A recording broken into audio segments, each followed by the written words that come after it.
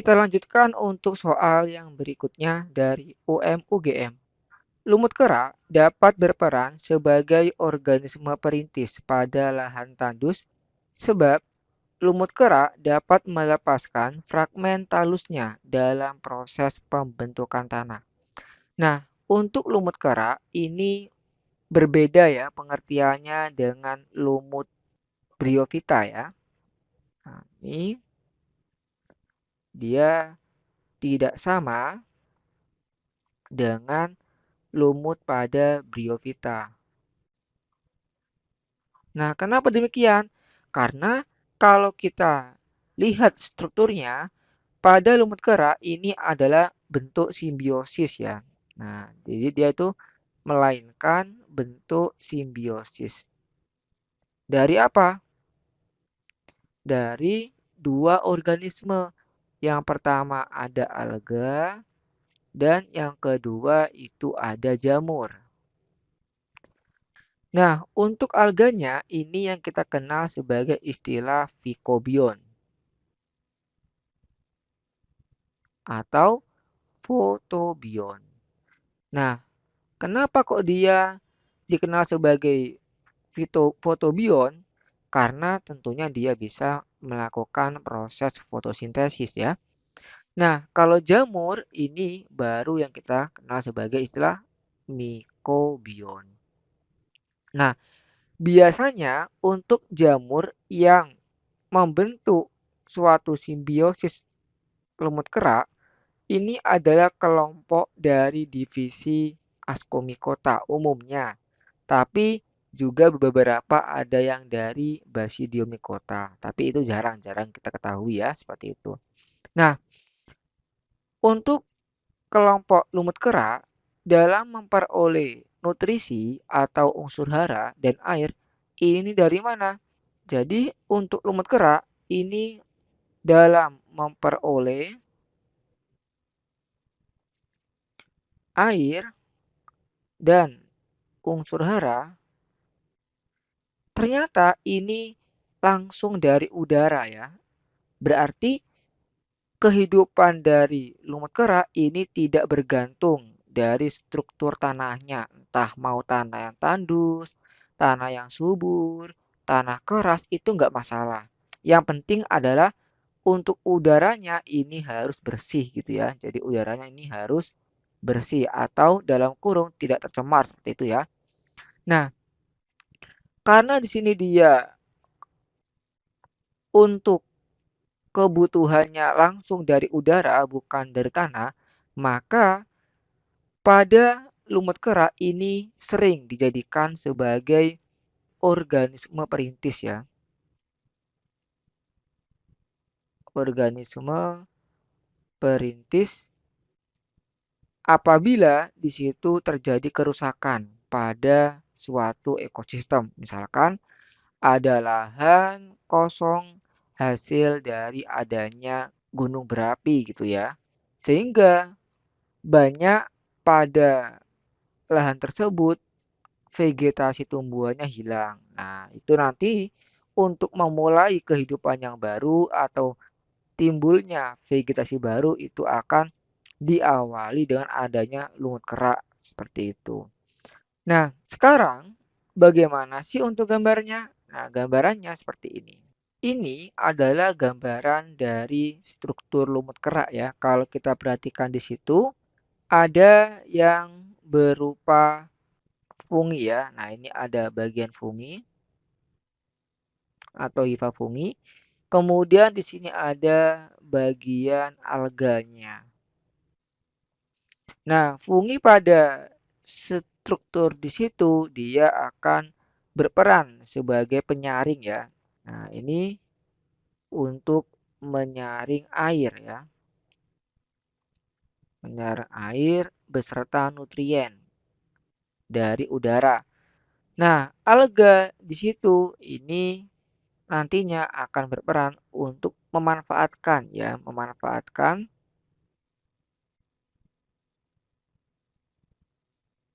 air dan nutrien dari hifa jamur. Nah, Nantinya ketika dia sudah dimanfaatkan, maka akan diubah menjadi makanan ya melalui proses fotosintesis.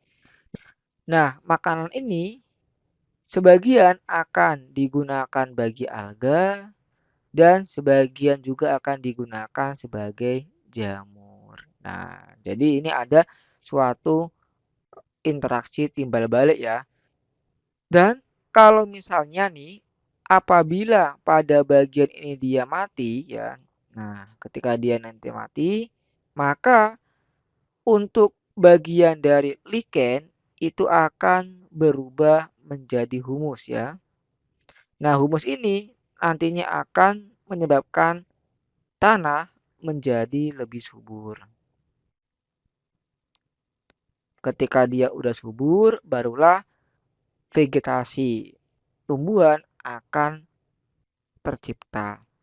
Nah, adapun pada lichen ini dia bisa berkembang biak secara vegetatif ya. Nah, untuk perkembangbiakannya itu dengan cara apa? Dengan cara fragmentasi ya. Nah, ini adalah proses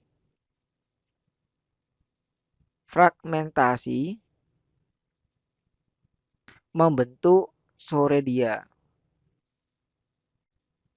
Nah, soredia nantinya ini ketika dia jatuh pada lokasi yang tepat, yang dimana udaranya bersih dan lembab, maka dia akan tumbuh menjadi koloni baru untuk lichen yang. Nah, kita kembali ke soalnya ya. Lumut kera dapat berperan sebagai organisme perintis pada lahan tandus. Nah, ini benar ya. Kenapa kok benar? Sebab ketika nanti bagian lumut kera ini dia mati, nanti akan menjadi humus dan akan menyebabkan tanah menjadi lebih subur. Kemudian yang kedua, lumut kera dapat melepaskan fragmen. Nah, sampai sini benar ya. Tujuannya apa? Tujuannya ini sebagai bentuk perkembangbiakan ya. Ini untuk perkembangbiakan secara padi, secara vegetatif ya. Dalam proses pembentukan tanah. Nah, ini bukan untuk pembentukan tanah, melainkan apa? Untuk perkembangbiakan secara vegetatifnya. Nah, berarti ini kurang benar ya. Benar salah, jawabannya Charlie. Kita lanjutkan untuk soal yang berikutnya dari UM-UGM. Berdasarkan hitungan diperoleh 64 macam kodon, tetapi tidak semua kodon menyandi asam amino. Sebab asam amino yang dikenal pada tubuh organisme hidup saat ini ada 20 macam. Nah, di sini ada istilah kodon ya. Nah, ini udah pernah kita pelajari di video sebelumnya ya. Kodon singkatan dari kode genetik, di mana kodon ini dia dibawa oleh messenger RNA ya, yang nantinya untuk menentukan asam amino.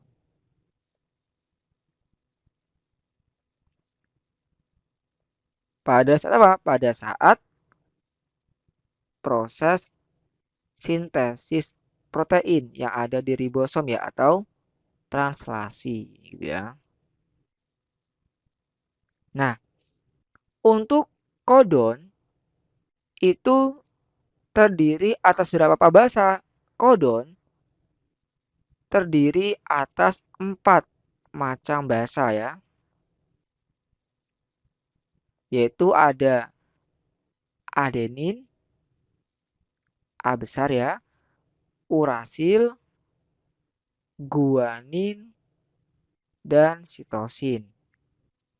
Nah, untuk melihat kombinasi dari adenin, urasil, guanin, sitosin, kita akan lihat untuk gambar tabel pada kodon.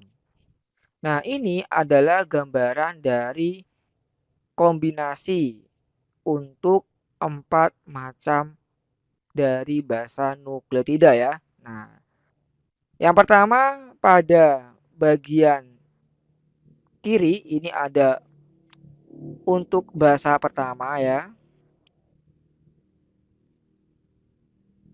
Kemudian ada basa kedua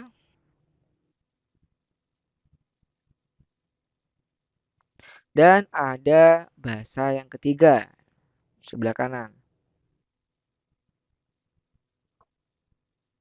Nah, berarti setiap dari basa ini ada berapa? Ada ucak ya, 4 basa nitrogen. Berarti ya 4 kali 4 kali 4. Jumlahnya 64 kodon yang ada di tabel ini. Nah, dari 64 ini ternyata dibagi lagi ada 60 kodon untuk asam amino. Kemudian ada satu untuk kodon start, yaitu kita bacanya AUG. Nah, bila mana ada AUG pasti ada asam amino metionin. Jadi ada 61 ya totalnya. Nah, kemudian ada 3 kodon ini yang kita namakan sebagai kodon stop. Nah, kalau ada kodon stop ini tidak ada asam amino. Nah, apa aja tuh? Ada UAG, UAA, dan UGA. Nah, kemudian dari 61 kodon yang ada, nanti dia akan mengkode sebanyak 20 jenis asam amino ya. Loh, kok banyakkan kodenya Kak dibandingkan 20 jenis asam aminonya? Memang ya, karena untuk beberapa asam amino itu ada yang bersifat redundansi ya. Redundansi. Nah, apa itu redundansi? Silakan untuk menonton di video yang sebelumnya terkait soal ini ya, seperti itu. Nah, kita kembali ke soalnya ya. Berdasarkan hitungan diperoleh 64 macam kodon. Benar ya sampai sini? Tetapi tidak semua kodon menyandi asam amino. Benar ya? Kenapa kok tidak semua? Karena ada kodon stop. Nah, kodon stop itu tidak mengkode asam amino. Jadi ini pernyataan pertama. Benar ya? Yang kedua, asam amino yang dikenal pada tubuh organisme hidup saat ini ada 20 macam. Benar ya?